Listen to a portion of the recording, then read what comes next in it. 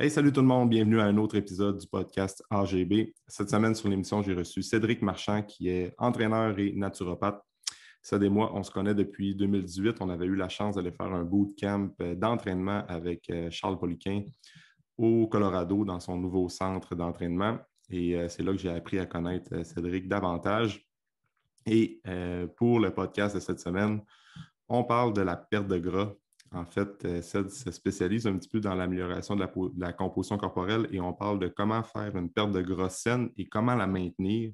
Et on ne parle pas juste de nutrition puis d'entraînement, on parle de tous les autres aspects du mode de vie qui sont importants à prendre en compte, donc le stress, le sommeil, la digestion et tout ça. Alors, si tu as un objectif de perte de gras, ce podcast-là va certainement t'aider. Je te souhaite une bonne écoute.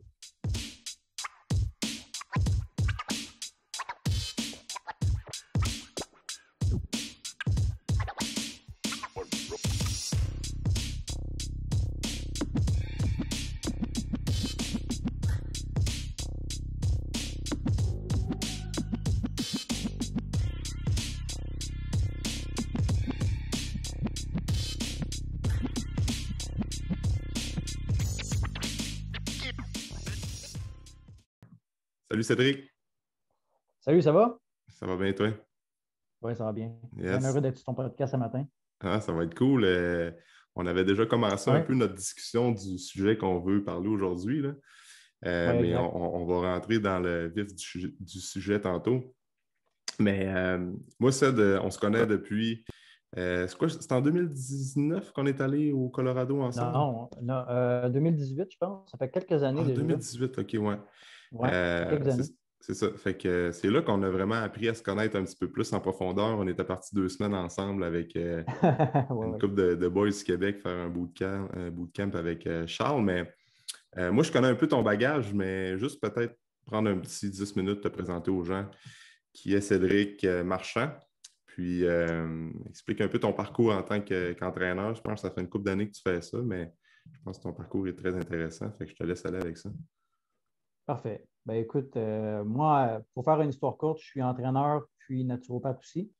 Mon histoire, en fait, ça a commencé possiblement comme bien les entraîneurs, je te dirais, là, comme dans la fin de mon adolescence, début de mon âge adulte, vers 17, 18, 19 ans. Moi, j'étais principalement joueur de football. Puis, c'est ce qui m'a amené à l'entraînement principalement. Puis, c'est drôle parce que je ne m'en allais pas du tout dans une carrière d'entraîneur. Puis, à cause du football, j'ai été repêché au niveau collégial. Fait que Ouais. j'étais allé au cégep. Puis, c'était vraiment pour jouer au football. Puis, finalement, ben, je n'ai pas continué à jouer au football vraiment longtemps. Donc, j'ai fait mes études parce que j'étais là. Puis, je suis quelqu'un qui va au fond des choses. Mais vers la fin de ma session, j'étais comme, de mes années de cégep, j'étais comme, OK, mais je fais quoi là? Donc là, Mhm. c'est là où je me suis dit, crime, j'aime ça l'entraînement. Tu sais, je ne peux pas passer une journée sans penser à l'entraînement. Tu sais, je fais déjà des structures alimentaires. Fait que c'était comme vraiment déjà ancré dans mes valeurs. Puis c'était quelque chose que j'aimais vraiment beaucoup. Fait que je me disais, hey, y a-tu moyen d'avoir une carrière là-dedans? Fait que je Mhm. suis allé voir un orienteur, puis il m'a parlé de la kinésiologie. Donc, j'ai commencé en fait un baccalauréat en kinésiologie à l'Université de Sherbrooke. Puis, j'ai trouvé ça vraiment fantastique les premières années en termes de tout ce qui est l'apprentissage de l'anatomie, la biomécanique.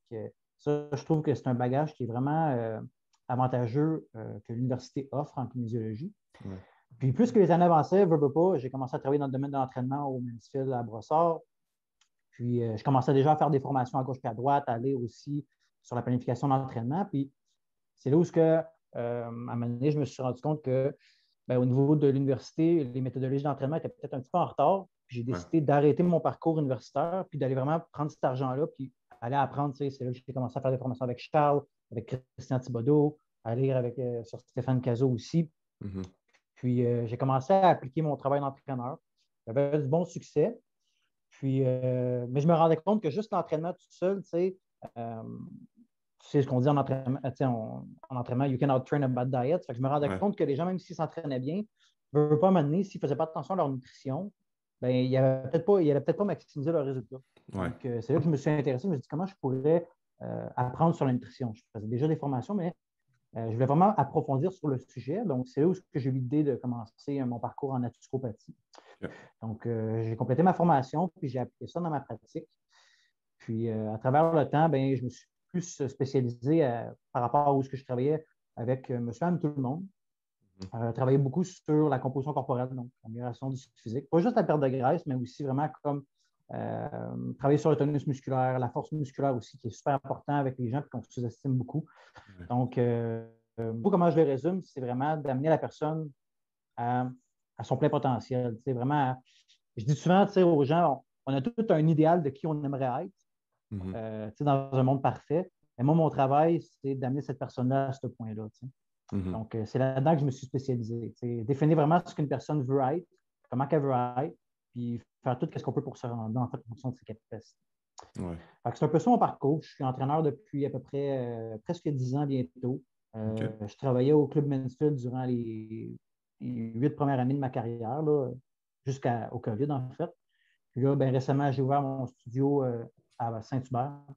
Donc, mon propre studio d'entraînement dans lequel j'ai ma clientèle, je fais mes consultations aussi. Donc, j'ai vraiment le meilleur des deux mondes. Puis, c'est une belle aventure qui commence à cet endroit-là. Ouais, c'est ça, dans un C'est pas mal ça mon parcours. dans un studio privé, ça, c'est quand même très cool pour ça. Tu as un 1500 pieds carrés que tu me disais tantôt, je pense. Puis... Exact. Puis juste, Ouais. mettons, le choix, tu le sais, juste le choix, mettons, de l'équipement, les outils que tu utilises, Ouais. juste ça, moi, je trouve que ça fait vraiment une bonne différence là, versus un gym commercial, parce que des fois, tu es comme plus restreint dans une base plus normale d'équipement. Ouais, c'est ça. Quand tu as ton propre studio, tu peux vraiment comme cibler ce que tu veux acheter, Ouais. ce que la majorité de tes clients ont besoin. Fait que vraiment y aller avec ça. Fait qu'il y a un aspect vraiment plus personnalisé aussi en bas. Ah ouais, vraiment. Ça, je trouve ça toujours bien le fun. C'est ça. Tu sais, les coachs dans les gyms commerciaux ou les gyms commerciaux, Commerciaux. ouais, tu sais, souvent, ils vont s'adapter aux machines que le propriétaire du gym va mettre. C'est Exact. comme, le leg curl, ben, je l'aime moins, mais bon, c'est le seul leg curl qu'il y a, fait qu'on fait avec, tu sais. Tandis que Ouais. quand c'est ton gym à toi, ben là, tu peux choisir le type de leg curl ou le type de barre spécialisé. Fait que c'est ça qui est cool. Exactement. Ouais. J'avais fait longtemps dans un gym commercial, puis tu finis toujours par acheter ton propre matériel, moindrement que tu es un peu passionné ou Ouais, intéressé par l'entraînement. ouais, c'est ça. Que tu sais que tes clients ont besoin de telle affaire, tu finis par l'acheter toi-même. Ouais, c'est ça. C'est un peu ça. Là, moi, la seule différence, c'est que vraiment tous mes clients bénéficient à 100% du matériel que j'achète. Ouais, c'est cool. Puis Ça donne un petit kick de motivation. vraiment, puis ton spot est très nice en plus. Là. Je vois souvent tes vidéos puis tes photos, fait que c'est sharp. Là. Fait que Ouais, c'est fun merci. pour ça. Puis Ouais, naturopathie, tu as fait ton. OK, fait que tu as fait ton bagage naturopathie avec quel institut, Seb, pour. J'ai fait avec le Collège des médecines douces du Québec, le OK. CMDQ. OK. En fait, c'était Mathieu Bouchard qui me l'avait recommandé à l'époque parce OK. qu'il n'avait pas encore créé la La formation sienne, AAT. ouais. Mhm. Oui, exact, parce que j'aurais possiblement mieux aimé faire la sienne. Mhm. Mais en termes d'éducation, le système DQ, c'était aussi très bien, honnêtement. Là. Il y a beaucoup d'écoles à cette heure, je trouve qu'ils coupent les coins ronds en termes de formation en naturopathie. Là. Ouais. Je vois des gens qui commencent une formation en naturopathie, puis un an plus tard, ils ont fini. Moi, Mhm. le CMDQ, on avait, je ne me souviens plus exactement, mais quelque chose comme 24 modules. Ouais. C'était plusieurs années d'études. Ouais. Moi, ça m'a pris, théoriquement, ça prenait 4 ans. Moi, ça m'a pris 2 ans et demi parce que je l'ai avancé vraiment plus rapidement. Et c'est une vraie formation complète là, dans laquelle tu touches tous les éventails. Mhm. Tu as des études de cas à faire aussi. Tu as différents examens à passer après chaque module. Donc, c'était une formation qui était vraiment, vraiment, vraiment complète. C'est sûr que c'est axé vraiment sur tout ce que la naturopathie peut faire, Mhm. mais quand même, ça donne des bonnes bases par la suite là, Mhm. sur certains éléments, etc. Mhm. Donc, j'avais Peux- bien aimé ça. Peux-tu définir dans tes mots la naturopathie, c'est quoi? Tu sais, un naturopathe, souvent, c'est comme, souvent on va voir, bon, un naturopathe, qu'est-ce que ça fait? Ça fait-tu juste prescrire des plantes, puis des trucs à gauche puis à droite, puis c'est un peu farfelu, là, mais il y a plus que Ouais. ça, tu sais. Moi, la plupart des naturopathes que je connais sont extrêmement, connaissent beaucoup, beaucoup le monde de la nutrition, les suppléments, tout Mhm. aussi le mode de l'environnement hormonal, le mode de vie, toutes les habitudes de vie qui sont vraiment importantes, qui prennent ça en compte. Tu sais, définis-nous un peu c'est quoi là, dans tes mots à toi, ça. Ben, tu l'as bien mentionné, la naturopathie, c'est vraiment un mot qui est vague. Là. Ouais. Ça peut être apprêté à plusieurs sauces. Il y a des gens qui ont un cours de naturopathe et ils font des savons. Ouais, c'est ça. des produits biologiques. Ouais, Il y en ouais, a ouais. d'autres qui vont vraiment l'utiliser pour l'entraînement. Je te dirais que la naturopathie, à la base, c'est vraiment axé sur la médecine préventive. Ouais. On va regarder beaucoup, c'est beaucoup tiré de la médecine chinoise, comme tu le sais. Mhm. Puis les gens ont souvent tendance à penser que la médecine chinoise, c'est très ésotérique, que c'est Mhm. comme quasiment de la magie. Mais Ouais. pas du tout. En fait, c'est que c'était une méthode que nos ancêtres avaient utilisée pour pouvoir, par exemple, classer les types de symptômes puis faire des causes à effet. Si on Ouais. parle, mettons, des éléments, chaque Mhm. élément, en fait, il y a un lien avec un organe, avec Mhm. certains types de carences nutritionnelles, avec Mhm. certains types de nutriments, d'épices, etc. Puis, en fonction des relations de cause à effet, ben, ça rendait ça plus facile avec les connaissances de l'époque de trouver des solutions, des remèdes. Fait que Mhm. ça tire sa niche de là. Par la suite, ben, il y a eu le parcours plus scientifique qui est rentré là-dedans. Donc, il y a aussi un côté, comme tu parlais tantôt, de biochimie. Il y a beaucoup Ouais. de cours sur comprendre, mettons, chaque système au niveau des organes, comment il fonctionne. Aussi les vitamines, minéraux, les micronutriments, les oligo-éléments, ben, c'est quoi, à quoi ça sert, même en termes de dosage aussi, par rapport aux populations avec qui tu travailles, les plantes aussi, comment que les plantes peuvent nous aider Mhm. dans différents types de situations. Mhm. Euh, c'est vraiment intéressant sur toute la globalité de la médecine préventive. Mhm. Mais ce que j'aimais aussi beaucoup là-dedans, c'est que la naturopathie, tu peux l'apprêter comme toi tu veux dans la pratique que tu Ouais. utilises aussi. Ouais, exact. Mais si j'avais à le résumer vraiment de manière très simple, c'est vraiment une spécialisation sur la médecine préventive. Ouais. Le but, c'est, quand tu es naturopathe, le but, c'est de regarder les habitudes de vie d'une personne, sa condition de vie, puis voir ben, c'est quoi les lacunes là-dedans, Mhm. puis comment on peut tracer une priorité pour régler ça, en fait. Donc, c'est une croyance, en fait, que si on si on est capable de travailler sur la cause d'un problème, ben, on va régler tous les symptômes aussi. Donc, Mhm. s'attarder sur un problème va régler les symptômes. Ouais, c'est ça. Donc, c'est très axé Exact. là-dessus, je dirais. Ouais. Parce que la job d'un naturopathe, souvent, ça va être au-delà de donner juste des conseils alimentaires ou bien des marches à suivre au niveau de l'alimentation de la personne, c'est de regarder Beaucoup. il y a ça aussi, puis, mais beaucoup de questions sur le sommeil, la gestion du stress. Tu sais, souvent, il y a des gens qui ne se rendent pas compte que prennent du poids, mais sont en mauvaise santé tout simplement parce qu'ils ne dorment pas assez ou le sommeil est de moins bonne qualité. Fait que souvent, la job de naturopathe, c'est de regarder cet aspect-là du mode de vie de la personne, ou sinon, ça peut être le stress, des fois, ça peut être juste la digestion. Fait que c'est vraiment souvent poser beaucoup de questions, puis vraiment de cibler qu'est-ce que la personne a besoin. Tu sais. Fait que 100%. c'est ça. Donc, c'est vraiment d'analyser, comme tu disais, c'est vraiment d'analyser concrètement, ben, dans les habitudes de vie de la personne, comme tu parlais, est-ce que la personne est stressée, est-ce qu'elle dort bien? Donc, c'est de trouver quels sont les facteurs qui font que cette personne-là prend du poids, par exemple. Ouais. Donc, tu sais, quelqu'un qui vient me voir, hey, je prends du poids, pourtant je mange bien, OK, mais qu'est-ce qui peut causer ça? Mhm. Donc, c'est vraiment d'être en mesure de donner des recommandations nutritionnelles, Mhm. mais aussi des recommandations au niveau des habitudes de vie. Puis ça, c'est quelque chose qu'on va parler tantôt, puis qu'on va Mhm. sûrement parler tantôt dans l'aspect de la nutrition. Mhm. Il y a beaucoup, beaucoup, beaucoup de changements, en fait, puis d'éléments qui vont avoir des impacts majeurs sur les résultats d'une personne qui viennent vraiment juste d'éléments très basiques. Ah ouais, ouais, Des fois, on vraiment. se casse un petit peu la tête pour rien, puis il y a des choses, en fait, qui ne sont même pas encore réglées dans la base, Mhm. qui affectent les résultats d'une personne, qui sont placés ça, ben, ça va régler un paquet de problèmes. Mhm. Donc, des Ah fois, la ouais. solution est beaucoup plus simple que ce qu'on pense. Ben oui, c'est ça. Tu regardes la personne qui commence, qui veut, ça va nous amener un peu sur le sujet de la perte de poids puis la maintenir après. Tu regardes quelqu'un qui Ouais. commence une diète X, là, sans nommer de nom, puis elle dort mal, puis elle est stressée. Ben, la Ouais. diète va peut-être fonctionner à court terme, mais tôt ou tard, tant aussi longtemps que tu ne règles pas les gros problèmes de base comme la gestion du stress, le sommeil, la digestion, ben, et les résultats vont être vont ralentir éventuellement. Fait que c'est un peu ça l'aspect Mhm. naturopathique qui est vraiment important. T'sais.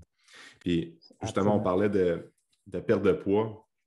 T'sais, beaucoup de gens, là, c'est sûr que l'été s'en vient, puis il y a l'effet post-pandémie aussi que là, les gyms vont réouvrir, puis après ça, l'été, ça déconfine un peu. Fait que là, les gens se rendent compte peut-être que OK, deuxième confinement, j'ai peut-être encore repris un petit peu de poids. Fait que là, peut-être que les objectifs des gens, ça va être d'optimiser la composition corporelle.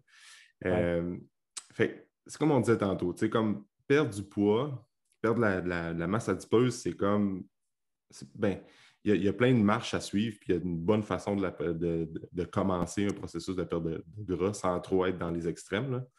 Mais Ouais. justement, comment un naturopathe comme toi va évaluer quelqu'un qui a, avant l'été, un gars, une femme, là, on va y aller très général, peut-être une quinzaine de livres à perdre parce qu'elle a plus mangé, était plus stressée dans les derniers mois, moins bougé également. Fait on regarde ça. Comment est-ce qu'on commence à regarder un peu les habitudes de vie, j'imagine, mais je veux t'entendre là-dessus un peu. C'est quoi ton approche côté nutrition, côté mode de vie également? Oui. Ben, habituellement, comme tu as mentionné, moi, la première chose que je vais faire avec chacun de mes clients, je fais parvenir des questionnaires pour essayer d'établir, avant d'avoir rencontré la personne, déjà des problèmes de base, des flags qui pourraient me donner des indices. Ouais. D'autres questionnaires aussi que je vais utiliser, un questionnaire possiblement que tu utilises toi aussi, questionnaire sur les neurotransmetteurs, neurotyping. Ouais. Personnellement, j'utilise beaucoup ça dans ma pratique. Faire une histoire courte avec les gens. Je ne veux pas attarder sur ce sujet-là, mais Non, en mais c'est fait, intéressant. bon, on peut en parler dans ce cas-ci. Ça a été popularisé beaucoup dernièrement au Québec par Christian Thibodeau, sur le neurotyping, ce qui explique en fait que en fonction de. On a tous certains neurotransmetteurs dans le corps. Donc, les neurotransmetteurs, ce sont pour faire une histoire courte, c'est comme des messages en fait qui vont programmer une commande motrice psychologique ou neurologique chez une personne. Puis on en a tous de ces neurotransmetteurs-là, mais on s'est rendu compte avec certaines études psychiatriques et psychologiques que certains individus sont peut-être plus dominants en certains neurotransmetteurs, sont peut-être plus sensibles ou sont peut-être plus carençants en certains. Et c'est ce qui va expliquer un peu les personnalités des gens ou les caractéristiques physiologiques aussi. Donc, ça donne déjà des pistes sur cette personne-là, elle est comme ça, donc il faut que je fasse attention à ci, faut que je fasse attention à ça, il faut que je travaille plus comme ça avec cette personne-là. Je le regarde beaucoup, ce questionnaire-là, pas forcément sur l'aspect nutrition ou supplémentation, mais plus sur l'aspect psychologique. Parce que un des éléments clés en coaching, c'est de parler le même langage que ton client. Ça, tu le sais toi aussi forcément. Tu as beau avoir le meilleur plan, la meilleure structure de la Terre pour ton client. Si cette personne-là n'est pas prête à faire ce que tu dis ou que ça ne fait pas dans ses valeurs, on va avoir une situation d'échec. Donc, ce questionnaire-là me permet de savoir un peu c'est quoi la motivation intrinsèque de mon client en avant de moi. Cette personne-là, elle marche plus comment? Est-ce qu'elle fonctionne plus à la variété? Est-ce que c'est quelqu'un qui a besoin d'une structure qui est très claire, très précise? C'est-tu quelqu'un qui a besoin d'un peu plus d'avoir des objectifs précis, plus de lassitude dans son plan? Donc, comment je vais entreprendre le suivi avec cette personne? J'utilise ce genre de questionnaire-là. J'ai utilisé d'autres questionnaires plus en lien avec la naturopathie, justement sur le stress, par exemple, m'aider à savoir un peu c'est quoi, est-ce que la personne vit du stress chronique présentement? Puis si oui, c'est quel type de stress? Parce qu'encore une fois, le stress, c'est un mot qui est très vague. Là. Ça dit plein de choses, mais pas grand-chose en même temps. Là. Et si j'ai quelqu'un qui est anxieux versus quelqu'un qui est brûlé bien raide, l'approche n'est pas du tout la même, même si les deux personnes vivent du stress. Donc, c'est le genre de questionnaire que je fais remplir, que je reçois par la suite pour me permettre d'établir une priorité. Parce que comme tu as mentionné tantôt, si j'ai quelqu'un, par exemple, qui est en. Je sais qu'on n'aime pas ça utiliser ce terme-là, mais qui est en fatigue surrénalienne, par exemple, qui est brûlé physiquement et mentalement, c'est sûr que cette personne-là, si on ne règle pas cet aspect-là en premier, perdre du poids, ça va être extrêmement difficile. Donc, ça devient une priorité en premier lieu. Il faut qu'on regagne de l'énergie pour être capable de faire en sorte que le corps ait l'énergie nécessaire, la puissance nécessaire pour brûler des tissus adipeux et aussi changer le message d'absorption et d'utilisation des nutriments. Exact. Par la suite, je vais aller rencontrer en personne. On fait une rencontre standard où je vais aller en plus dans le vif du sujet. Donc, regarder, par exemple, les habitudes de vie de la personne. Je vais vraiment de manière très pointilleuse, surtout avec mes clients, parce que je travaille beaucoup avec une clientèle qui est des gens d'affaires, des entrepreneurs, donc des gens qui ont des emplois du temps extrêmement chargés. Donc, l'organisation, la structure, ça devient quelque chose de très important parce que si tu en donnes trop ou que ce n'est pas assez clair, ils vont avoir tendance à ne pas le faire. Donc, je vais vraiment aller clairement sur à quelle heure tu te couches, à quelle heure tu te lèves, est-ce que tu te réveilles dans la nuit, si oui, et vers quelle heure, pourquoi, comment tu te sens quand tu te lèves le matin, as-tu des fluctuations d'énergie dans la journée, vers quelle heure. Je vais aller vraiment aussi sur l'aspect travail, à quelle heure tu commences à travailler, à quelle heure tu termines. C'est quand tu es trous dans la journée. As-tu une possibilité d'avoir des trous aussi? Parce que ça, c'est l'autre chose. Si tu as quelqu'un, mettons, là, nous autres, on est le meilleur exemple, les entraîneurs, si on a 8 entraînements privés back-à-back, on ne peut pas vraiment manger. Si tu as des clients qui ont ce genre de situation-là, puis que tu lui mets un repos 2 heures, ça ne fait pas avec son mode de vie, ça ne sera pas applicable. Donc, j'essaie vraiment d'y aller de manière très pointilleuse, voir aussi l'historique de cette personne-là. As-tu déjà eu des entraîneurs dans le passé? As-tu déjà suivi des plans de nutrition? Oui, OK, lequel? Ça a-tu fonctionné? As-tu maintenu? Pourquoi ça n'a pas marché? Donc, vraiment trouver un peu avoir une idée du bagage de la personne, son historique, ses points forts, ses points faibles, qu'est-ce qui a fonctionné avec lui, qu'est-ce qui n'a pas fonctionné pour pas qu'on répète les mêmes erreurs ou au contraire qu'on utilise les éléments qui ont déjà fonctionné pour l'aider à repartir sur une bonne base. Par la suite, ben, j'ai l'analyse de la composition corporelle, comme toi tu fais possiblement par biosignature. Mais sinon aussi, j'utilise un autre appareil qui est un peu plus dans l'ordre de la naturopathie, qui est le RGL, qui est un appareil par bioimpédance, qui va me donner des informations vraiment plus poussées sur, par exemple, l'hydratation de la personne, vraiment sa masse maigre, sa graisse viscérale, son liquide extracellulaire, l'efficacité de son métabolisme, donc des informations plus en lien avec la santé biochimique. Parce que ce que je trouve intéressant, c'est de merger souvent les deux. Parce que la composition corporelle, tu vas sûrement t'en rendre compte, si tu as un client qui est en très grand surpoids ou qui est très inflammé, ben, ça vient un petit peu biaiser l'information sur les pinces. Vraiment. Donc, des fois, Moi, ça ne devient pas super facile. Ouais, c'est ça. De plus en plus, là, je veux t'entendre là-dessus aussi, le pourcentage de gras. Là. Les gens en font tellement un big deal avec ça. Tu sais, moi, je regarde une personne qui a vraiment, disons, qui a beaucoup de poids à perdre, beaucoup inflammé. Tu vois vraiment qu'elle fait de la rétention d'eau et qu'elle est en mauvaise santé métabolique. Là. Les pinces, honnêtement, là, ça peut donner une idée, mais plus la personne se rapproche d'un pourcentage de gras santé, ou bien plus elle va avoir une bonne composition corporelle, plus les pinces, vraiment la biosignature, vont être efficaces et vont être représentatives. Mais plus il y a de l'inflammation, plus les pinces, ta marge d'erreur est grande.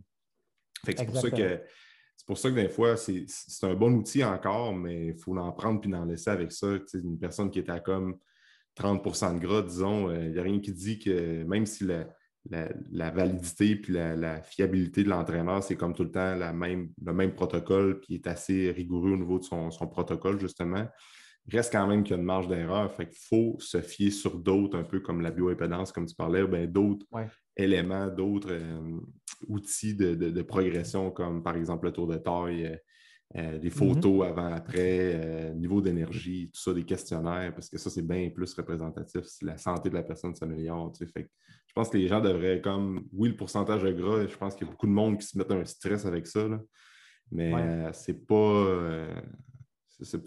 tout dépendant des cas, là, tout dépendant des gens, c'est pas vraiment. C'est bon, mais dans un certain contexte. Ben, je pense un peu, puis tu as 100% raison là-dessus. Je pense que les gens, puis c'est drôle, ça me fait rire parce que ça me fait passer une histoire direct d'un de mes clients hier, là, exactement un peu ça, là, qui, des fois, il y a tellement eu un engouement autour de la composition corporelle par exemple, les pinces. Puis, c'est dur de. Comment je peux t'expliquer ça? Puis rester professionnel. C'est dur de valider l'efficacité d'un autre entraîneur de prendre des plis adipeus. J'ai souvent entendu des histoires. Je vais te raconter l'histoire de mon client hier, où je prends ses plis adipeux, puis la personne a une constance, une très bonne constance, là, une perte à peu près de 1,25 de masse adipeuse par mois, de manière constante. Puis la personne qui me regarde bien sérieusement, puis qui me dit je ne comprends pas, avant, j'étais avec tel entraîneur, puis je pouvais perdre des fois 7 de gras en un mois. Là, moi, je le regarde, puis je lui dis, ben, écoute, je ne veux pas être méchant, mais 7 de gras en un mois, c'est presque impossible. Moi, j'ai jamais vu ça, honnêtement. J'ai jamais vu ça. C'est parce que je l'ai calculé devant lui, puis j'ai dit, écoute, pour perdre 7 de masse adipeuse en un mois, il faudrait que tu perdes à peu près 30 livres. Un mois, là, pour que ça équivaut. Ça, c'est l'autre affaire aussi. Des fois, on met beaucoup d'informations sur le. On met beaucoup de résultats sur le dos de tu as gagné de la masse musculaire, puis ça, mais on le sait que réalistiquement parlant, je veux dire, si tu es un gars naturel et que tu t'entraînes pour de l'hypertrophie, si tu gagnes 0,5 livres de ligne de masse dans un mois, c'est extraordinaire. En fait, là, se gagner 2-3 livres de masse musculaire dans un mois, c'est plus ou moins fiable. C'est bon d'en parler, ça. C'est les fameuses transformations. J'ai perdu 8 livres de 8 de gras en 2 mois, puis j'ai gagné 15 livres de masse musculaire. Avec les pinces, peut-être qu'avec la biosignature, bioprint, ça te donne ça. Mais en réalité, si tu vas vraiment passer des grosses, des bioimpédances, vraiment des gros. Tu fais un scan, puis tu vois vraiment ton pourcentage de masse musculaire, il n'est peut-être pas si haut que ça. Oui, puis aussi, je veux dire, le vrai pourcentage de masse adipeuse, ça, tu l'as sûrement aussi possiblement vu. Là. Je sais qu'on décale un peu du sujet, mais je veux dire, tu as quelqu'un qui va arriver et qui dit je me suis fait prendre les pieds, je suis à 12 de gras, puis le gars, il y a un one-pack. C'est genre 12 de gras, tu as un one-pack. À 10 de gras, un vrai 10 de gras, tu as un 8-pack avec des veines. Ouais. Tu es très lean. Oh, oui, c'est Donc, ça. les mensurations aussi. Fait que les plis à 10 peu, moi, comment je l'utilise habituellement, c'est que ça va me donner justement une idée. La personne a-tu beaucoup d'inflammation? A-tu une peau épaisse? Je vais m'en servir aussi pour avoir une idée sur les conséquences, parce que je Ouais. trouve qu'il y a quand même des corrélations qui sont très vraies. Là, Ouais, on parle, exact. mettons, de l'insuline ou du cortisol, qui va favoriser plus une accumulation de graisse abdominale. Mhm. Et ça, honnêtement, moi, je me sers beaucoup de ces données-là. Mhm. Pour avoir une idée en plus de la composition corporelle, j'aime mieux utiliser mon RGL, parce Mhm. que le RGL, il fait le tri entre l'inflammation, il fait le tri entre aussi le gras subcutané ou même le gras viscéral. Mhm. Des fois, tu as du monde que tu vas pincer, puis crème, ils n'ont pas beaucoup de gras. Ça s'est souvent déjà arrivé quelqu'un qui a une bedaine super ronde, là, Mhm. puis tu essaies de prendre son pied à 10 peu, puis il n'y a presque pas de gras, ça dit qu'il est à genre 10-12 mm. Mhm. Mais en fait, c'est qu'il y a beaucoup de gras viscéral autour des Ouais. organes. C'est Ce super qui est dangereux. exact, exact. Ah Fait ouais, que ça, moi, c'est. sur l'RGL, le Tu le RGL va me vois. le dire. Fait que là, je peux dire à la personne, ben, tu n'as pas beaucoup de gras cutané, mais tu as beaucoup de gras viscéral. Ouais, Ça, c'est dangereux, fait qu'il faut qu'on fasse ça. ouais. Donc, je m'en sers plus de ça vraiment pour la vraisemblabilité des plis adipeux, puis même du pourcentage de gras que la personne a. Là. Mhm. Comme je dis tout le temps aux gens, je dis, c'est normal, mettons que tu sois épais, tu sortes un peu plus bas, puis sur le RGL un petit peu plus haut. C'est le Mhm. contraire qui n'est pas normal. Mhm. Le RGL, c'est J'ai un peu tout. la même manière que le InBody? La même. C'est un peu similaire, sauf que ça fonctionne avec des électrodes, en fait. Donc, moi, ce OK. que, ce que je fais avec une personne, c'est que je vais la coucher sur le dos, à l'horizontale. OK. Puis, j'installe des électrodes sur les doigts, puis sur les pieds OK. d'un même côté, qui est souvent le côté droit. OK. Puis, donc, en fait, c'est le même principe, c'est un courant électrique, mais sauf que à cause que tu es à l'horizontale, puis tu as un point A, un point Z à deux segments opposés, ben, la viabilité est beaucoup plus élevée versus, mettons, les balances, biopédance, ce que tu mets tes pieds dessus, puis Ouais. ça, c'est comme un peu vrai, un petit peu moins, c'est un petit peu plus biaisé, mettons, si je peux dire, OK. versus cette méthode-là qui est un petit peu plus efficace, en fait, à cause de la OK. position à laquelle tu prends le test, puis où est-ce que les sensors sont. OK. Donc, puis en plus, tu rentres les paramètres manuellement aussi de la personne, dans le sens, je peux dire le type de composition que la personne a là. Si Mhm. c'est quelqu'un qui est obèse, je peux setter mes réglages à quelqu'un qui est obèse. Ah, OK. Son niveau d'activité aussi. Est-ce qu'il y a un niveau d'activité élevé, modéré, faible, très faible? Mhm. C'est quelqu'un qui ne fait rien de sa journée. C'est quelqu'un qui ne fait pas beaucoup de déplacements. C'est quelqu'un qui est normal, là, qui s'entraîne un peu, mais qui n'a pas tant de grosses dépenses énergétiques. Ou au contraire, si c'est un gars à construction qui fait 25 000 pas par jour, en plus de s'entraîner 4 fois semaine, bien là, on peut le Mhm. mettre élevé. Fait que ça va venir ajuster les réglages, en fait, comment que, les calculs sont faits. Puis, ça Ah, permet c'est vraiment intéressant. d'avoir juste du profil de la personne. C'est ça que je Mhm. trouve intéressant, en fait. Ah oui, vraiment. Je peux expliquer beaucoup plus facilement un petit peu les concepts, même comme les concepts de calories, tu sais. Ouais. Parce que, tu sais, mettons que tu as un gars de la construction qui brûle, tu sais, il fait 22 000 pas par jour, puis il s'entraîne 4-5 fois par semaine. Ben, c'est sûr que même s'il est en perte de poids, ce gars-là, ben, il faut qu'il mange plus. Tu sais, Ben oui. il faut Ben qu'il oui. mange plus que quelqu'un de normal. Fait que C'est ça. ça te permet d'expliquer ça à la personne. Ouais. Puis l'appareil va me calculer le métabolisme. Il va me dire, je vais pouvoir lui montrer, regarde, tu brûles à Mhm. peu près ce nombre de calories-là au repos. Fait qu'imagine si tu sais, Mhm. donc, ça permet vraiment d'avoir une heure juste qui est beaucoup plus spécifique. Mhm. C'est ça que j'aime en particulier, en fait, de ça. Mhm.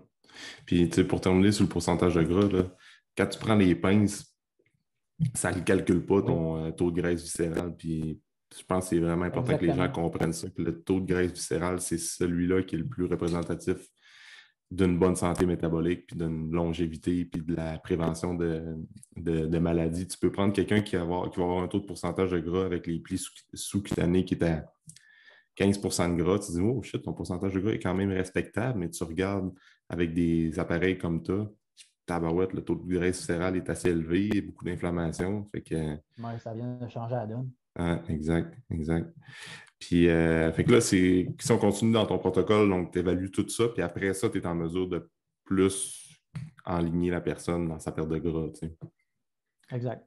Ouais. Mais c'est de voir aussi, c'est parce que ça te permet d'avoir une idée vraiment aussi à travers les questionnaires puis les consultations. Tu sais, la consultation, le but, c'est pas de. Comment je peux expliquer ça?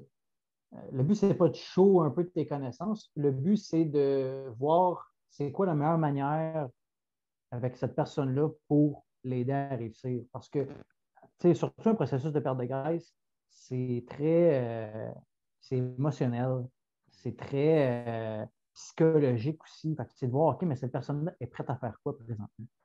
Parce que souvent, une affaire, c'est que les gens, puis ça, je t'en parlais tantôt, souvent, les gens ont la fâcheuse tendance de sauter du coq à l'âne. Ils passent de pas tantôt de checker leur alimentation, manger du McDo plusieurs fois par semaine, à faire une diète, mettons, kétogénique, qui est super spécifique. Tu sais. Fait que là, qu'est-ce qui arrive? Oui, ils ont des résultats à court terme, mais le problème, c'est qu'il n'y a pas de processus d'apprentissage à travers ça. Donc, la personne, dès qu'elle arrête, parce qu'elle est tannée ou peu importe, elle trouve qu'elle a perdu assez de poids, bien souvent, ils vont reprendre le poids qu'ils ont perdu parce qu'ils reviennent dans leurs anciennes habitudes. Puis c'est ça un peu le concept de la perte de poids, c'est de changer ses habitudes. Tes habitudes t'ont amené à prendre du poids, on doit trouver qu'est-ce qui t'a amené là, puis les changer pour t'aider. Il y a une grosse part d'éducation parce que la réalité, c'est que la perte de poids, c'est un processus qui est quand même assez long terme parce que c'est une adaptation physiologique que ton corps fait. Ton corps a la fâcheuse habitude de stocker du gras, puis là, on veut qu'il arrête de stocker du gras puis qu'il brûle du gras. Donc, c'est une adaptation métabolique que tu fais avec ton corps, puis ça, bien, ça se fait d'une certaine manière. C'est pas rapide. Ça se fait sur une période de temps qui est plus modérée. Puis, il y a une part d'éducation pour éviter qu'on recule, qu'on reste toujours en avant. Il y a beaucoup d'éducation sur. Moi, en tout cas, je fais beaucoup d'éducation avec mes clients sur l'aspect justement, ben, garde-toi par rapport à ton mode de vie. Il faut que tu manges plus de cette manière-là pour telle raison. Regarde, présentement, pour déjeuner, tu es prêt à faire ci, ben, voici les options que tu peux avoir. Donc, même en termes de comment que je vais structurer les plans alimentaires avec mes clients, souvent, je vais utiliser en fait un système principalement basé sur des portions qui fait en sorte que ben, la personne, au lieu d'avoir, OK, ben, pour manger, tu as 2 œufs avec 4 blancs d'œufs, ben, je vais dire, ben, tu as besoin de manger une portion et demie de protéines. J'ai joint une liste nutritionnelle dans laquelle ben, tu as différents choix dans la catégorie de protéines, puis ça te donne des quantités pour chacun. Le but à travers ça, en fait, c'est d'amener la personne à être capable de comprendre comment elle peut substituer les aliments puis faire des liens en termes de catégories aussi. Parce Être que autonome. la vraie vie, oui, la vraie vie, c'est ça. La vraie vie, c'est pas de genre tout le temps avoir ses lunchs partout ce que tu es. Des fois, ça va arriver que tu vas partir en week-end ou que tu vas être ailleurs ou chez des amis, puis tu n'as pas accès à tes affaires. Mais si tu sais comment te nourrir, que tu comprends ce que tu as besoin de manger, ben, tu es capable d'adapter en fonction de ton environnement les options. Tu sais. C'est ça la force, en fait, qui va faire en sorte que tu vas être capable de maintenir ton poids aussi que tu as perdu par la suite sur le long terme. Donc, il y a une grosse part d'éducation qui vient de là. C'est ce qui m'amène à parler un peu aussi de ce qu'on voulait parler tantôt, un peu les sujets qui vont affecter. C'est comme là, je parlais de sauter du coq à l'âne, mais l'autre affaire aussi, c'est de ne pas chercher à ouvrir son éventail alimentaire. C'est moi, une grosse part aussi en tant que naturopathe, ça, j'ai commencé dernièrement avec mes clients, là, plus récemment, je te dirais, mais c'est de comprendre que ben, les gens, il faut qu'ils aiment le processus, il faut qu'ils s'impliquent dans ce processus-là. Puis c'est pas juste de se dire, OK, ben, il faut que je mange clean, OK, je vais manger du poulet avec des brocolis. Tu sais. C'est de les amener à être capables de cuisiner aussi. Donc, parce que les gens ont souvent aussi l'image que faire attention à sa nutrition ou essayer de perdre du gras, c'est de faire une diète qui est restrictive. Dans la tête, il y a comme un message automatique qui se passe. Donc, inconsciemment, automatiquement, tu rends ça comme si ça allait être un élément souffrant et temporaire que tu vas faire. Mais c'est complètement faux. C'est bien manger, je vois souvent tes pauses passer, puis tu es d'accord là-dessus, toi aussi. Bien manger, c'est délicieux, là, je veux dire, ça trouve un éventail de possibilités, mais il faut que tu saches un peu comment apprêter ta nourriture, comment cuisiner. Donc, il faut que dans ton processus de perte de graisse, il faut que tu sois curieux, puis que tu sois ouvert à essayer des choses, que tu t'impliques aussi dans des recettes, essayer de trouver des trucs qui vont fitter avec tes portions. Puis c'est ce qui va faire que par la suite, tu vas être capable de maintenir aussi ton plan sur le long terme. C'est des éléments de base très simples. Là. 90% des cas que je rencontre, les problèmes vont toujours venir à ces niveaux-là. Diète trop restrictive. Donc, il n'y a pas eu d'éducation. Ce qu'ils font, c'est trop avancer par rapport à ce qu'ils sont prêts à faire.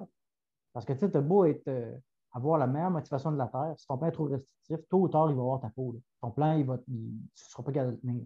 Donc, il faut que tu trouves une structure qui fait pour tes besoins. L'hydratation. Donc, ça, c'est évident. Là. Ça aussi, je suis sûr que tu vois tes clients. Là. Les gens ne boivent pas assez d'eau, sont déshydratés. Puis, pourtant, l'eau, c'est la première chose que tu dois regarder avec une personne parce qu'il y a un facteur corrélatif. Si tu es 1% déshydraté, ça affecte négativement ton corps pour 1% aussi. 60% de ton corps, c'est de l'eau. L'eau est essentielle pour absolument tous les échanges chimiques dans ton corps. le fonctionnement de ton cerveau, la récupération musculaire, le transport des nutriments vers tes cellules pour produire de l'énergie. Donc, si tu es déshydraté, ton corps fonctionne moins bien, c'est déjà un élément.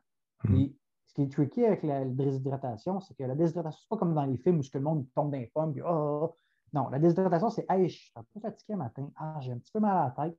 C'est des symptômes qui sont très, très, très, très, très, très, très minimes. Je cherche le bon mot, mais comme anodin plutôt, là, où ce que tu n'accordes pas trop d'importance à ça, mais c'est ce qui a un impact. L'hydratation, par la suite, on en parlait beaucoup, le stress, c'est évident. Le stress, c'est tellement puissant que ça change même métaboliquement comment ton corps traite les nutriments. Quand tu es en stress chronique, par exemple, que tu as un niveau de stress qui est trop élevé, bien, il y a des études qui ont montré que ça change complètement comment que le corps absorbe les nutriments. Là. Il va avoir tendance à stocker plus que ce qu'il utilise. Donc, ça fait en sorte qu'à un certain extrême, quelqu'un qui est super stressé, même s'il mange bien, sa perte de poids devient extrêmement difficile parce que son corps a quand même un message de stocker les réserves. Ça, c'est un autre élément qui est super important à travailler avec les gens. Puis, pas forcément avec des suppléments, c'est beaucoup avec des habitudes de vie. S'assurer d'avoir un sommeil de bonne qualité, structurer son agenda aussi, apprendre à dire non. Je travaille beaucoup avec des professionnels, comme je te disais, puis souvent, surtout avec le COVID, les gens travaillent trop, travaillent plus que ce qu'ils font habituellement, puis ça, bien, ça amène des effets négatifs. Donc, s'assurer d'avoir une structure de travail personnelle qui est organisée. Prendre des activités aussi qui sont relaxantes. En médecine chinoise, on parle beaucoup de ça. On parle beaucoup du principe de la lampe, là, le feu avec l'alambic. Donc, toutes les activités qui dépassent de l'énergie, c'est la flamme de la lampe. Puis toutes les activités qui sont récupératrices, c'est l'huile qui permet d'alimenter le feu. Le problème, c'est que si tu n'as pas assez d'activités relaxantes, tu es trop dans le feu, bien, tôt ou tard, tu vas manquer d'huile, puis ta flamme va s'éteindre. Donc, c'est un bon point, ça. En entraînement, on dit work hard, rest hard, mais c'est exactement la même chose pour la perte de poids. Tu as besoin de récupérer. Beaucoup de travail se passe là. Donc, dans ta vie quotidienne, si tu travailles beaucoup, que tu as beaucoup de stress, bien, ça te prend du temps libre.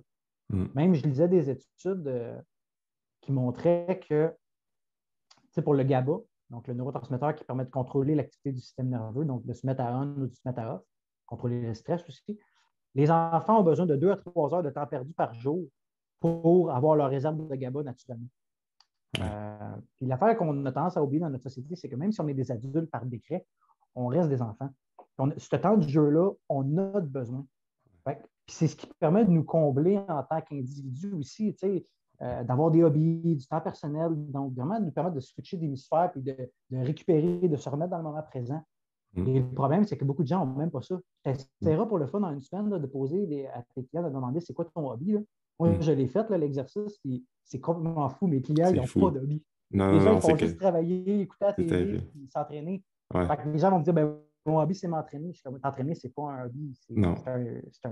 C'est un devoir à la limite, c'est une activité physique. Oui, ça te procure du plaisir parce que ça t'apporte du bien-être, mais c'est pas un hobby. Un hobby, c'est quelque chose qui te permet de décrocher de ton quotidien, d'exprimer ta créativité. Puis ça, les gens, ils ont vraiment de la difficulté avec ça. Qu'est-ce que tu penses qui arrive? Ils vont aller la chercher ailleurs, ce besoin de GABA-là. Donc, souvent, les adultes vont aller chercher où? Dans l'alcool, binge eating, la santé extrême des drogues. Exactement. Fait qu'ils vont le chercher ailleurs parce qu'ils n'ont rien qui fulfill ce besoin-là. Combien de personnes te disent après souper le soir, j'ai des fringales? C'est parce que leur niveau de stress est encore trop élevé parce qu'ils n'ont pas eu de temps pour eux autres dans la journée. Parce que s'ils se prévoient du temps pour s'aider à faire une activité qui leur procure du plaisir, ça va réduire drastiquement leur anxiété et leur stress. Ça, c'est un point qui... c'est jamais assez abordé, ce point-là.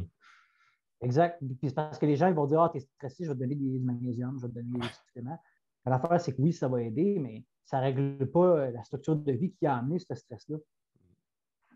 Au final, c'est d'avoir toujours une espèce d'équilibre. C'est ça que les gens n'ont pas. Les gens n'ont pas d'équilibre. Les gens sont trop dans l'excès, dans le travail, dans ci, dans ça, puis il n'y a pas assez de temps pour récupérer. Oui, ils ont des mauvaises associations de récupération. Les gens vont dire « Ah, ben, j'écoute la TV, ça me relaxe. » Mais la TV, on le sait très bien.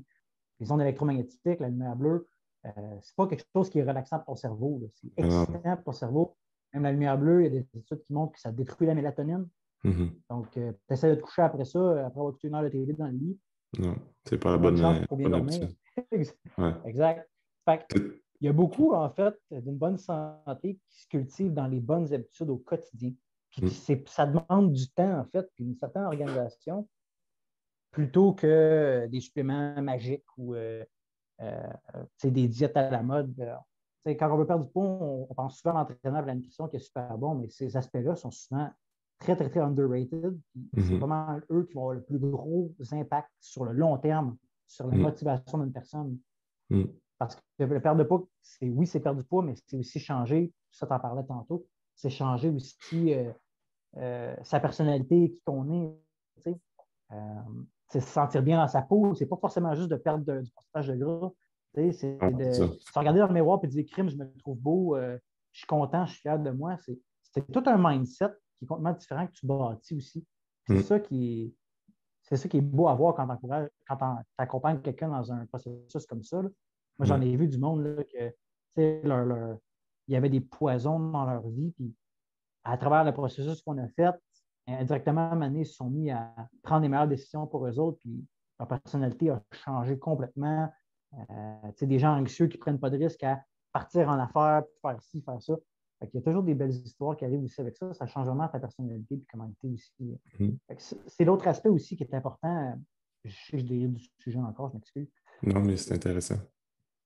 Euh, Moi, pour l'avoir vécu longtemps avec beaucoup de clients, si ton objectif est purement esthétique pour la perte de graisse, tu ne réussiras pas. Mhm. Tu ne feras pas long feu, c'est évident. Il faut que ce soit plus loin que ça. Il faut que ça touche tes Mhm. valeurs, tes mœurs comme individu. Il faut que ça soit plus important que juste l'aspect physique parce que sinon, dès qu'il va y avoir un petit problème, whatever what, tu n'auras pas le petit kick qui te permet de continuer, tu vas abandonner. Mhm. C'est pour ça que la majorité des gens vont abandonner parce que là, comme tu disais tantôt, les gens, l'été arrive, ils ont bu de la bière puis ils n'ont pas bien mangé pendant des mois en confinement, là, ils veulent perdre 15 livres. Mhm. Mais pourquoi tu veux perdre 15 livres? T'sais? Pourquoi c'est important pour toi? C'est là où il faut gratter, aller chercher vraiment les réponses qui sont fortes, puis travailler là-dessus. Parce que si ce n'est pas assez fort en termes de valeur pour une personne, ben, ça ne sera pas suffisant sur le long terme. La personne ne sera pas prête à entreprendre tout ce qu'il faut faire pour y arriver. Puis Mhm. ça, c'est un élément qui est, encore une fois, comme on parlait, qui est très, très, très peu discuté ou parlé avec les gens. Ouais. C'est tellement important. Là. Mhm. Ah, C'est tout. c'est Là. quand on parle que c'est la perte de poids, c'est au-delà de la nutrition, là. C'est tout Ah, cet aspect-là, là. la Puis, nutrition, c'est la pointe du iceberg. Là. ah C'est ouais, c'est un ça. élément. Là. Ouais. Puis, aussitôt que les gens comprennent tout ça, c'est là que tu te rends compte que tu n'as pas besoin d'aller dans des diètes funky, là, de restrictions caloriques, de jeûne intermittent, de vegan, de peu importe, là. Fait que c'est de comprendre justement, puis c'est un peu comme on parlait tantôt, c'est perdre du gras. Aussitôt que tu comprends un peu comment ça fonctionne, puis que tu manges bien, tu bouges, tout ça, c'est quand même la partie facile, comme on parlait, de perdre Ouais, 15 livres avant l'été, mettons. Mais la ouais, vraie game commence quand tu as perdu ton 15 livres, puis que là, tu sens que tu as une nouvelle identité, puis là, tu vois que tu es plus défini. Là, souvent, les gens se rendent compte qu'ils ne sont pas plus heureux. Parce que moi, c'est comme, il y avait, c'est qui disait ça? C'était-tu Jim Carrey là, qui disait, j'aimerais ça que tout le monde soit riche pour se rendre compte à quel point ça ne règle pas les problèmes. Là. Ben, Mhm. c'est un peu la même affaire avec la perte de poids. J'aimerais ça que tout le monde ait des abdos pour se rendre compte que finalement, tu n'es pas plus heureux là, quand tu as des abdos. Là. Quand c'est pas vraiment une Ouais, motivation intrinsèque, tu le fais pour les bonnes raisons. Moi, je me donne tout le temps comme exemple, quand je faisais de la compétition de bodybuilding, j'étais plus cut, j'étais plus défini, meilleur shape que je suis aujourd'hui, mais je n'étais pas plus heureux. Là. Il y avait d'autres aspects de ma exact. vie qui étaient moins, que j'étais moins comblé dans mes relations interpersonnelles, par exemple, ou quoi que ce soit. Fait, c'est les gens, des fois, qui se rendent compte que quand ils ne le font pas pour les bonnes raisons, bang, ils perdent le poids, puis après ça, aussitôt qu'ils sont sur les abdos, ben là, il y a un autre problème qui arrive parce qu'ils sont tout le temps en train d'éviter la vraie source du problème. Fait que c'est pour ça que c'est Exact. important là, quand les gens se maintiennent, veulent maintenir leur perte de gras, parce que quand tu veux perdre du gras, là, exemple, tu as une vingtaine de livres à perdre, là, comme notre exemple typique, là, ben, disons que tu as 40 ans, tu as 35 ans, tu as 30 ans, ben, il faut que tu dises, ça, c'est mon nouveau poids que je vais garder toute ma vie. C'est sûr qu'avec l'âge, ça Mhm. va fluctuer. Là. Plus tu es âgé, plus bon. Mais grosso modo, ça reste, il faut que tu aies cette vision-là. Fait que c'est pas à court terme. Là. Exactement. Puis, tu sais, ça va te rappeler des souvenirs. Une des phrases qui m'a plus marqué que Charles a utilisé pour la nutrition, tu sais, c'est la meilleure diète, ça va toujours être celle que tu es capable de suivre. Mhm. Puis ça, c'est vrai. Ben oui. Dans le sens que, tu sais, comme tu parlais tantôt, les gens ils vont descendre leur pourcentage de gras, ils vont être les abdos, mais pour faire ça, ils vont faire tellement de sacrifices ou des choses qui ne leur procurent pas de plaisir, qu'ils ne seront pas capables de maintenir après. Mhm. Donc, c'est de trouver, avant tout, en nutrition, c'est de trouver un équilibre. C'est ce qui fait que, tu sais, la nutrition, c'est un marathon. C'est pas un sprint. C'est ceux qui sont capables de te faire plus longtemps, c'est eux autres qui sont les gagnants, tu sais. Donc, c'est de trouver un mode de vie ou un mode alimentaire qui te procure du plaisir, que tu es capable de maintenir, puis qui t'amène des résultats. Puis, comme je mentionnais tantôt, il y a plusieurs chemins qui nous permettent de nous rendre à notre objectif final. Puis, moi, ça, c'est une affaire qui me fait rire aussi. Souvent, je me rends compte que mes clients, on dirait qu'ils sont pressés, là, il faut qu'ils perdent du poids, puis c'est comme, on dirait qu'ils sont à 12 semaines d'une compétition, là. Et l'affaire, c'est qu'on a plein de temps, là. Genre, on n'est vraiment pas stressé avec le temps. On est en train de, tu sais, c'est un parcours, arrête de mettre du stress, là. Il y a du stress dans toute ta vie, là. Prendre soin de toi, là, c'est quelque chose de motivant, c'est quelque chose d'excitant, c'est une belle aventure, puis il faut que ça reste de même. Puis ça prendra le temps que ça prendra, là. Si toi, ça va moins vite, parce que tu es capable d'appliquer moins de changements rapidement dans ta vie, c'est quoi? C'est bien correct. Parce qu'un changement à la fois, c'est mieux que zéro. Puis l'affaire aussi, c'est que, je dirais, là, je déroule encore, là, on dirait que les gens, ils ne s'accordent pas le droit d'être imparfaits. Tu fais de la nutrition, il ne faut jamais que tu triches, il faut toujours que tu manges. Back on track, sinon, tu n'es pas bon. C'est faux, là, je veux dire. Tu vas tricher des fois, ça va arriver, là. C'est bien correct. Ça fait partie de la game. Là. Tu sais, c'est comme des fois, je vois des affaires, comment éviter de perdre le contrôle à sa fête, whatever what. Hey, Chris, c'est ta fête. Mange un morceau de gâteau. Là. Il y a un morceau de gâteau une journée, là, fuck tout ton plan. Là. Ton plan, il ne marche pas. Exactement. La vie, c'est pas ça. Là. La vie, c'est d'avoir des petits plaisirs, mais la vie, c'est d'être capable de faire de la modération.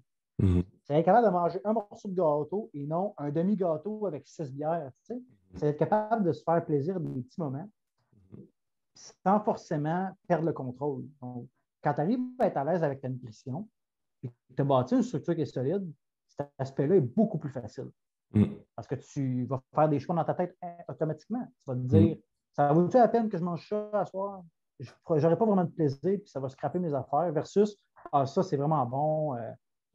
Ça va procurer du plaisir. Je vais en manger à ce soir, je me garde. Puis c'est ça un équilibre de vie. Moi, j'aime beaucoup avec mes clients utiliser, puis je ne sais pas si toi tu utilises ça, la loi de Berardi.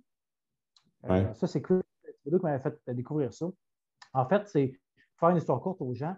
C'est une manière d'être capable de bien contrôler ses triches dans une semaine, puis d'avoir vraiment une idée concrète définie de qu'est-ce que je peux utiliser pour rester on track.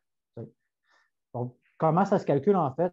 C'est 10 de toute la valeur de tes repas dans la semaine. Si, par exemple, tu as 3 repas par jour, bien, 3 fois 7, c'est 21. Donc, ça te donne 2 éléments hors diète que tu peux incorporer dans ta semaine, que tu peux utiliser comme outil. Donc, par exemple, je ne sais pas moi, tu as un souper dans la semaine avec des amis, puis là, ben, c'est la fête à quelqu'un, on va regarder cet exemple-là. Ben, tu prends un petit morceau de gâteau, ben, ça, c'est un élément triche. Après ça, ben, maintenant, dans le week-end, vous avez une sortie d'amis, tu prends des consommations d'alcool, ben, c'est un autre élément triche. Et après ça, c'est fini. Donc, ça permet de mieux contrôler tes éléments triches sans forcément partir dans un excès. C'est ce qui fait qu'à long terme, ben, tu es capable de bâtir aussi un équilibre. Tu comprends que dans ta semaine, oui, il y a un petit moment qui peut être alloué à être imparfait, tant que le restant reste. Parce que ça aussi, c'est important à planifier les triches. C'est une affaire que les gens n'utilisent pas beaucoup, puis souvent, c'est là où les gens perdent le contrôle. J'ai souvent remarqué que les gens, ils sous-estiment beaucoup les petites grignotines, les petites triches qu'ils font, puis surestiment beaucoup, j'ai bien mangé aujourd'hui, puis je me suis entraîné. Ils surestiment vraiment beaucoup cet effet-là. Mais quand tu grignotes un petit peu à tous les jours, ben, qu'est-ce qui arrive? Concrètement, à la fin de la semaine, ça s'en vient beaucoup. Utiliser, par exemple, la RD, ça fait en sorte que tu es capable de contrôler ces éléments-là, pour que la personne s'accroche à 80-85% du temps au lieu d'être à 60%. Puis c'est là que tu vas aller chercher des résultats constamment. Ça, c'est quelque chose que j'aime bien utiliser aussi avec les gens. Oui, c'est un bon point. Exact. Puis, c'est de s'en permettre un peu à gauche et à droite, parce que des fois, tu vois des gens qui sont tellement restrictifs la semaine, mangent presque pas de calories, vraiment là, faibles en glucides, puis après ça, les 2 jours de la fin de semaine, c'est complètement l'inverse. Ça, c'est le classique. Ils quadruplent leurs calories. Fait que c'est le classique. Ça qui a été qui a été popularisé justement par le bodybuilding beaucoup. Les cheat meals, puis les cheat days. Les cheat meals, les cheat days, mais pour la majorité des gens, là, un cheat meal, là, puis tu viens pas mal de. Tu viens de stacker pas mal tes résultats de la semaine, là, si c'est pas bien contrôlé. Là. On s'entend, c'est du cas par cas, mais en général, là, parce qu'il y a un manque de contrôle, justement. Donc, d'être capable de développer une routine dans laquelle même tes éléments triches, tu es capable de mieux les contrôler. Et ça fait en sorte que sur le long terme, tu vas être pas mal plus gagnant. Oui, c'est ça. C'est évident. On parlait de Christian Thibodeau tantôt, il avait fait un post là-dessus. Là. Si tu commences un changement alimentaire et tu te demandes déjà quand tu peux tricher dans ta semaine, tu pars avec 2 prises, c'est sûr. Tu n'as pas compris. Tu n'as pas compris. Le but, c'est pas de se dire quand est-ce que je peux tricher, c'est est-ce que j'ai le goût de tricher. C'est ça la question à se poser. Moi, les gens me disent tout le temps comment ça se fait que tu ne manges jamais de gâteau, jamais de cochonnerie? Parce que ça ne me procure pas de plaisir. Parce que je me dis, ça vaut-tu la peine que je mange un petit morceau de gâteau là? Je ne me sentirais pas super bien, je ne l'apprécierais pas vraiment versus, je te donne un exemple personnel, ma grand-mère a fait une crustade aux fruits incroyable. Fait que si je vais choper chez eux et qu'il y a de la crustade aux fruits, ben sais-tu quoi? Je vais en prendre un petit peu. Puis ça va me procurer du plaisir. Au lieu de manger un bol gros de même, ça prend un petit bol. Tu comprends? C'est ça l'équilibre. Je ne tricherai pas en fou le restant de la soirée. Là, donc, quand tu es capable de bien manger, que tu aimes ce que tu manges, que tu es à l'aise avec ce que tu fais, ben c'est même plus une question, ça, quand est-ce que je triche, quand est-ce que je triche pas. Ah oui, c'est ça. Tu y vas au feeling. Tu vas faire des choix de manière intuitivement, puis tu vas être capable de rester on track. Exact. C'est un peu ça qu'il faut garder en tête, les gens, c'est que maintenir le fameux plan alimentaire sur une feuille de papier, là. Il n'y a aucun être humain sur la Terre qui peut se laisser dicter par une feuille de papier quoi manger tout le reste de leur vie. OK, pour quelqu'un qui commence, quand on parlait de quelqu'un qui est un peu, selon les neurotyping, là, qui est un peu plus type 3, il a besoin d'avoir un contrôle, d'avoir une marche à suivre pour commencer, mettons, s'enligner un petit peu sur une marche à suivre, peut-être au début, mais après ça, il faut que tu sois capable de faire des liens par toi-même, comme tu parlais, comme OK, si je mange ça ce matin, ben, ça va faire pareil. C'est peut-être pas la même affaire que ce qui est conventionnel selon le fitness, le repas fitness classique, mais c'est tout à prendre en compte aussi de qu'est-ce que, tu peux te donner l'exemple typique de tu pars une fin de semaine à l'extérieur, ben, quelqu'un qui est bien éduqué par son coach, parce que ça, il ne faut jamais l'oublier, tu en parles depuis le début, la job d'un coach, c'est d'éduquer le client, c'est de rendre plein de concepts très complexes à très simples pour que la personne comprenne. Puis c'est ça, c'est là que la connexion passe bien avec la personne. Puis souvent, c'est de dire, regarde, si tu pars une fin de semaine, ben ça ne veut pas dire que tu es 2 jours à l'extérieur de chez toi, puis tu es obligé de manger uniquement de la scrap. C'est juste de, OK, peut-être que tu n'auras pas le contrôle sur qu'est-ce que tu vas manger au souper, mais tu peux-tu juste comme profiter du souper qui est là, puis pas manger 3 portions, tu sais. Puis respecte, puis mange de la salade à côté. Puis, moi, j'appelle ça la loi du moins pire. C'est ça, la loi du moins pire. Exact. Quand tu ne contrôles pas ce que tu as comme repas, mettons le classique, tu vas chez tes beaux-parents. C'est la première fois ou la deuxième fois, là, tu ne veux pas avoir l'air impoli. Là, puis là, tu arrives là, puis là, ils font de la lasagne, mettons.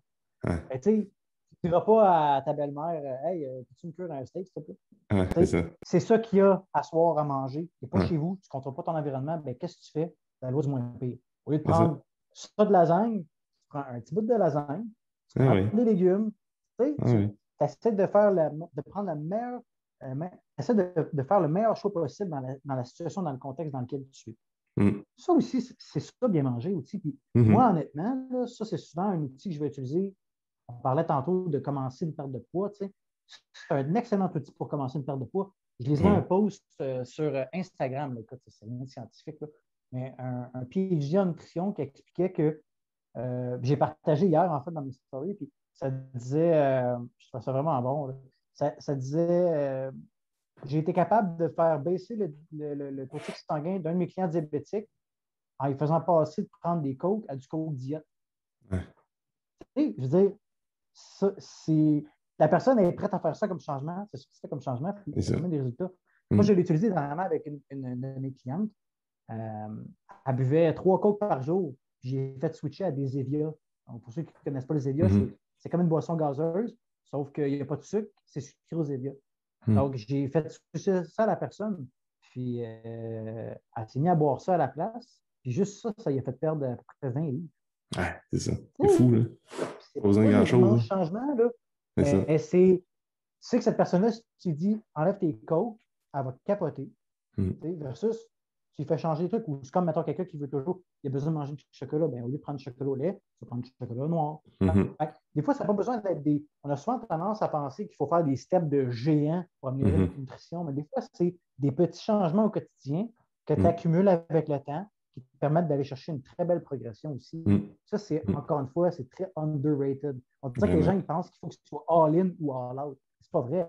Le but, c'est d'avoir un juste milieu, d'avoir un point principal aussi en fonction de notre situation et de nos capacités, puis d'avancer. Puis ce qui fait que tu vas réussir, c'est quand que tes objectifs versus ce que tu es prêt à faire, bien, ça fit. Ça fit, ça concorde. concorde. C'est nos affaires. Exactement. On parlait tantôt que si l'objectif est juste esthétique, donc si l'objectif est trop ambitieux ou pas assez ambitieux par rapport à ce que la personne est prête à faire, bien, ça va amener à une situation d'échec automatiquement aussi. Quelqu'un qui dit, moi, je vais être à 10 de gras, mais je veux tricher, puis je veux boire de l'alcool, puis je veux faire le party avec mes amis. OK, mais attends-toi pas à ce professeur en 3 mots, mon vieux. Là. Non, c'est ça. C'est ça la réalité. Là, fait que avoir l'heure juste aussi, ça permet d'avoir une meilleure motivation sur le long terme. Puis, c'est de garder en tête que l'être humain ne peut pas changer plus qu'une habitude à la fois. C'est des petits changements, puis si tu essaies de changer en même temps, ben, tôt ou tard, moins de petits éléments que ça perturbe ta routine de vie, ben, tu vas revenir dans tes vieux patterns. Puis c'est pas recommencer au complet, là, mais tu fais vraiment des step back. C'est ça, exact. C'est exactement ça. Ouais. Et ça, c'était quand même très cool comme discussion. Je pense vraiment que les gens je pense que juste écouter le podcast, là, les gens vont être capables de s'enligner vraiment sur OK, ouais, la perte de gras, c'est peut-être pas juste la diète keto, là, ou bien couper mes carbs. Je pense aussi que c'est beaucoup plus simple que ce que les gens en pensent. Exact. Puis c'est juste d'identifier les bons éléments. Tu sais, comme je disais tantôt, là, pour finir avec ça, là, je sais qu'on est parti sur plein de bords, là, mais tu sais, j'ai des clients, là, comme je te dis, je leur fais boire des Evian à la place. J'ai des clients, je vais leur faire manger 2 toasts pour déjeuner avec une source de protéines. Là, parce qu'avant ça, ils mangeaient des petits matins, ils mangeaient des bagels.